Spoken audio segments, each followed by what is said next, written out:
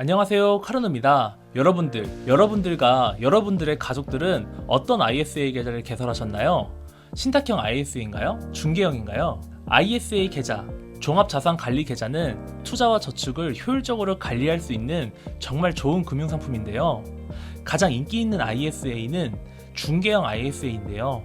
표를 보시면 지난 8월에만 94,666명이 ISA 계좌에 가입을 했는데 1,898명은 은행에서, 그리고 83,768명은 증권사에서 계좌를 개설을 했습니다. 많은 전문가들이 중개형 ISA 계좌에 가입을 추천하지만 은행에서는 이 중개형 계좌를 가입할 수가 없어요. 그 말이 즉슨 신탁형이나 일임형 ISA 계좌는 은행에서 만들고 계시다는 뜻이죠. 인기 많은 중개형 ISA를 두고 왜 은행에서 ISA 계좌를 만드실까요?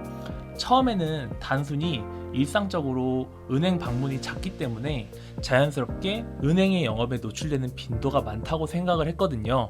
근데 사람들이 잘 모르는 신탁형 ISA 계좌만의 장점이 있을 수도 있잖아요. 이에 대해서 이번 영상에서 간단히 알아봤고요. 그럼에도 불구하고 왜 많은 사람들이 중개형 ISA를 선택하는지, 그리고 또 선택하라고 추천하는지까지 내용을 준비해봤습니다.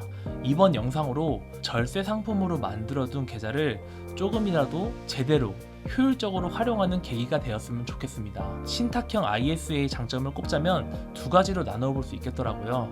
첫 번째, 주로 안정성과 저위험 금융상품에 투자를 한다. 주로 채권, 혼합형 펀드, 보장형 펀드와 같은 저위험 금융상품에 투자를 하는데, 이러한 상품들은 주가의 급락이 심할 때에도 자산 가치를 안정적으로 유지해 주는 데 도움이 됩니다.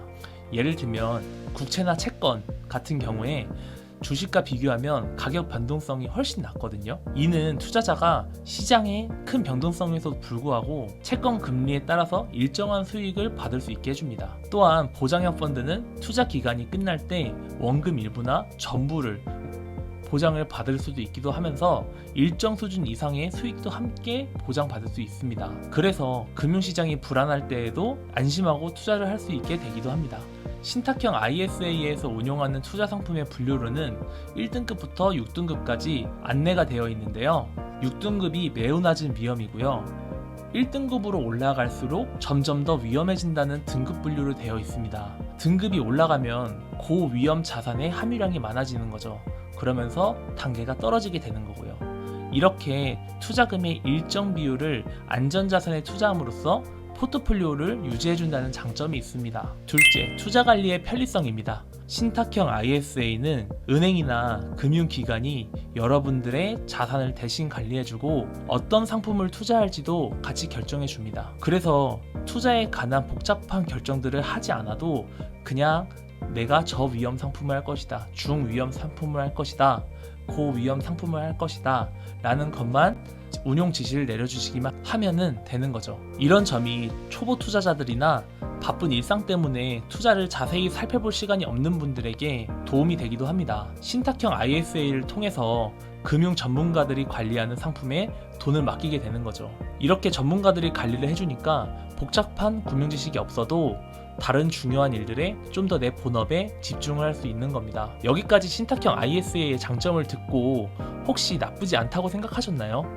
하지만 제가 지정한 포트폴리오 유지를 해준다는 점과 금융 전문가들이 관리하는 상품을 산다는 점이 꼭 좋은 수익률을 보장하지는 않더라고요. 운용 보수도 적지 않고요. 그럼에도 불구하고 신탁형 ISA는 실제로 많은 분들이 만들어두고 있습니다. 성별, 연령대별로 ISA 계좌 개설 수를 보면 여자가 신탁형 ISA 계좌를 48만 계좌 이상, 남자가 33만 계좌쯤으로 신탁형 ISA 계좌를 은근히 많이 개설했고요. 반면에 중개형 ISA 계좌는 여자가 220만 계좌, 남자가 250만 계좌로 중개형 ISA 계좌를 만들었습니다. 연령대별로도 봤는데 나이에 비례해서 신탁형 계좌 수는 증가했고요. 중개형 ISA 계좌의 경우는 30대가 제일 많았고 40대, 50대, 20대 순으로 계좌가 많았습니다. 자, 그러면 이제 왜 사람들은 중개형 ISA 계좌를 개설하고 추천하는지, 그리고 신탁형 ISA는 보이지 않는 단점은 또 무엇인지 설명드리도록 하겠습니다. 이 영상을 보고 만약에 저 통계에 포함되거나 주변 지인분들이 신탁형 ISA 계좌를 가입하고 계신 것 같다라고 하면은 한번 이 영상을 추천해 주시길 바랍니다. 자, 첫째, 인플레이션에 대한 해칭이 더 잘 된다. 신탁형 ISA에서 투자하는 저위험 상품들은 안정적이긴 하지만 투자 수익률이 낮아서 인플레이션에 대처하기가 어려울 수가 있습니다. 즉 물가 상승률을 따라잡지 못할 수도 있다는 거죠. 반면 중개형 ISA는 주식이나 국내 상장 해외 ETF 같은 다양한 투자 상품을 제공하고 있습니다. 요즘 유행하는 미국 배당 다우존스나 S&P 500 같은 것들을 위험자산으로 가져가고 채권이나 국채, 코파 금리를 추종하는 상품을 안전자산으로 투자하시기도 하죠. 이 금액을 8대2의 비율로 나눠서 꾸준히 오랫동안 투자하면 안정적이고 잠재적으로도 높은 수익률을 추구할 수 있어서 인플레이션을 좀 더 효과적으로 대비할 수 있습니다. 둘째, 유연성과 환금성이 좋다. 신탁형 ISA에서 보장형 펀드나 국채, 채권을 사더라도 돈이 필요한 경우가 생길 수 있잖아요. 그러면은 중간에 환매를 하게 되는데요. 이렇게 중간에 중도 해지를 하게 되거나 환매를 하게 되면은 수수료가 발생하거나 마이너스 수익률을 받을 수도 있습니다. 중개형 ISA는 이러한 제약이 적습니다. 본인이 직접 자유롭게 ETF를 사고 팔기 때문에 언제든지 돈을 뺄 수 있는 환금성이 생기는 거죠. 또한 위험자산이 많이 떨어지면 여태까지 사뒀던 안전자산을 다시 8대2로 비율을 맞추는 리밸런싱도 제 마음대로 언제든지 할 수 있습니다. 셋째, 증권사 앱이 더 편리하다. 은행 앱이 증권사 앱보다 사용하기 불편하다고 느끼실 수가 있습니다. 사용해보신 분들은 다 아실 텐데요. 증권사 앱이 투자에 좀 더 특화가 되어 있어서 사용자 인터페이스가 좀 더 직관적이고요. 투자 정보 접근성이 더 뛰어납니다. 이런 특징은 생각보다 투자 결정을 내리는데 피로감이 적고요. 필요한 정보를 신속하게 제공받을 수 있어서 효과적인 자산 관리를 도와주긴 합니다. 여러분, 이렇게 중개형 ISA는 높은 수익률의 기회를 얻을 수 있고 유연한 자산 관리, 사용자 친화적인 앱을 통해서 보다 좋은 선택이 될 수가 있습니다. 요즘은 유튜브를 검색하면 좋은 ETF, 좋은 포트폴리오를 공유도 많이 해주지 않아요? 그래서 중개형 ISA 투자 상품에 대한 정보를 더 찾기 쉽다는 점도 장점이 될 수 있을 것 같습니다. 여러분, 혹시 어떤 ISA 계좌를 갖고 계신가요?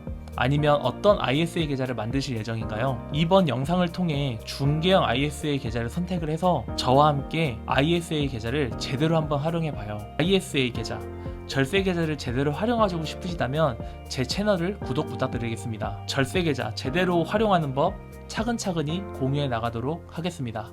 감사합니다.